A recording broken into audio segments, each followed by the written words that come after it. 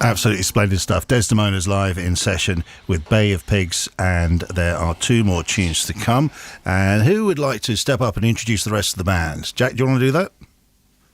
Sure. Go ahead. Who have we got here? On guitars, we've got Mr. Max Cisneros. On the drums, we've got Mr. Matt Gatwood. Hey, Matt.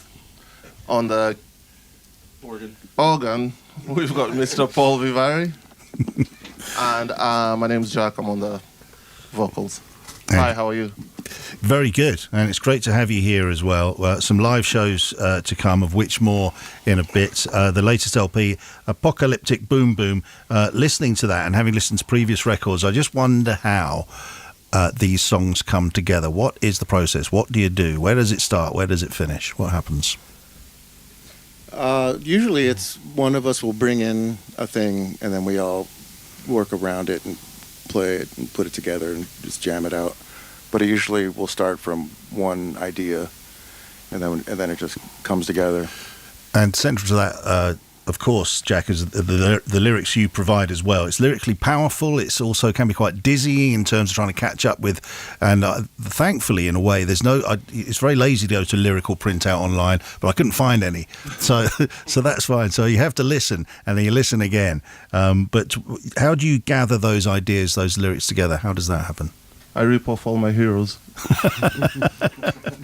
I've heard these all somewhere before. I wonder, who is it who's sung about Loch Ness Monster and Necromancer and Interloper together on the same song? I don't think anybody else has done that. On the same thing, there's a line about Mackie Smith eating chocolates at the BBC. There is, yeah. And I had a story about one of the Hanley brothers. I think Marc was doing a session, and he gave him a packet of chocolates.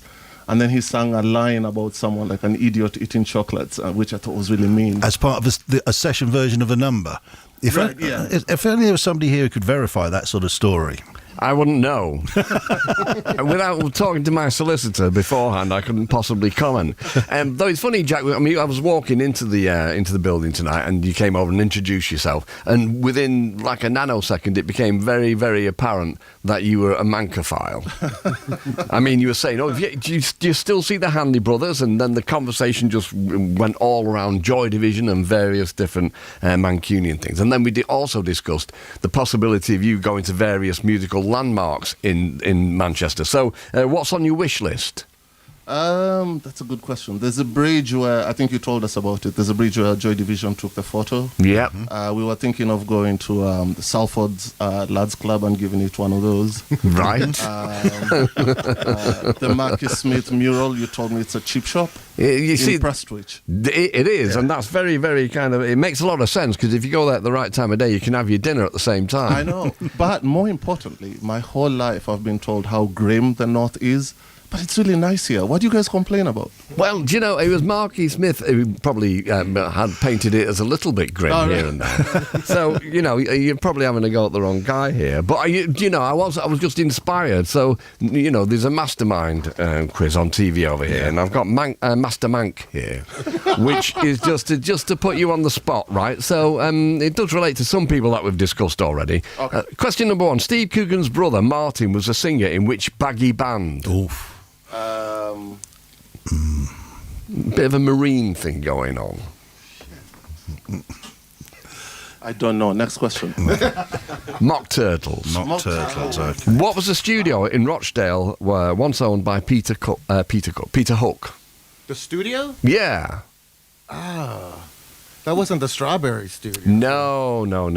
You see, you're doing very badly here. So it's Sweet 16, which was previously known as Cargo. Which Liverpudlian singer was gifted an overcoat by Marquis Smith? Is that... what's the guy from Echo and the Bunnymen? Yes. Is it Ian McCulloch? I'll take that. Absolutely, that's good. 1 point so far. What is Sean Ryder's middle name? William. Very good. Very quick there. Who hasn't been invited onto the Hanley Brothers Fall podcast, Oh Brother, and is absolutely livid about this?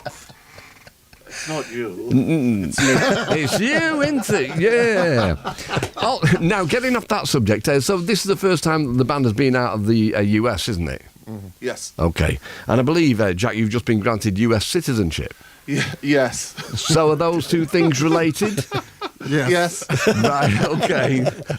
Well, good luck with it. Now you're going on tour with Nico Case, Yes. which is amazing. How did that come about? Are you a pally, or is she just a massive fan, or both?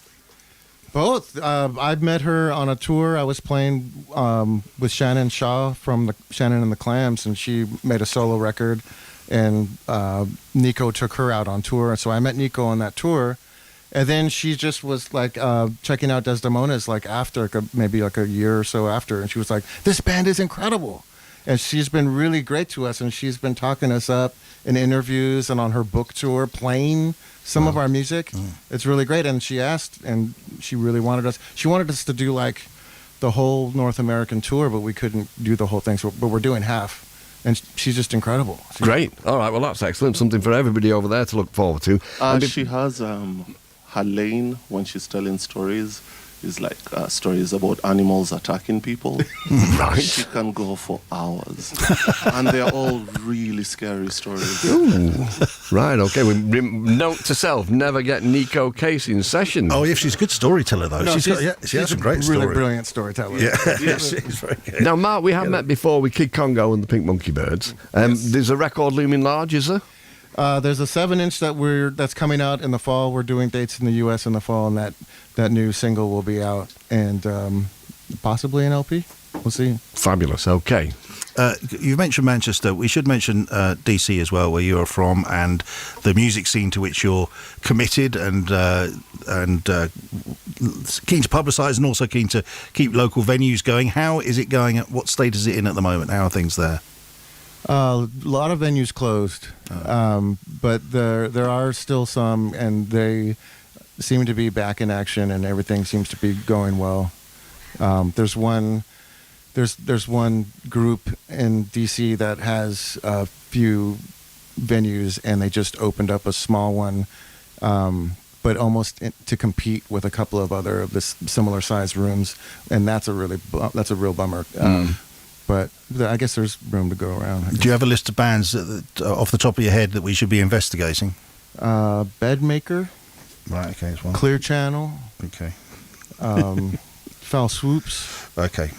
Who else? No, that's good. That'll do for now. I'll put you on the spot. Come on. Could you that's- ask me which bands I don't like from Washington, D.C.? I can't ask you that. You're going to have to go back. You're going to have to go back there, mate. So we don't... It's nice to be nice. We don't want to do that to you. So you are touring. So in a couple of days, the 18th of July, you're playing Nottingham, the Old Bus Depot. The 19th, Glasgow, Flying Duck. The 20th, Newcastle, the Cluny. 21st, Bristol, the Exchange. 22nd, Manchester, Gullivers. 23rd of July, London, the Lexington. 26th, you got Binnock Folk Blues Festival. The 29th, you're playing it in Paris. And then on the 30th, Bordeaux. Yeah, Petit Bain in Paris and Relâche Festival in Bordeaux, upcoming show. So all good. And you're live on Six Music now, and you're going to play another couple of numbers. What's the first one going to be? Conduit. Here we go. Televised Crime Wave.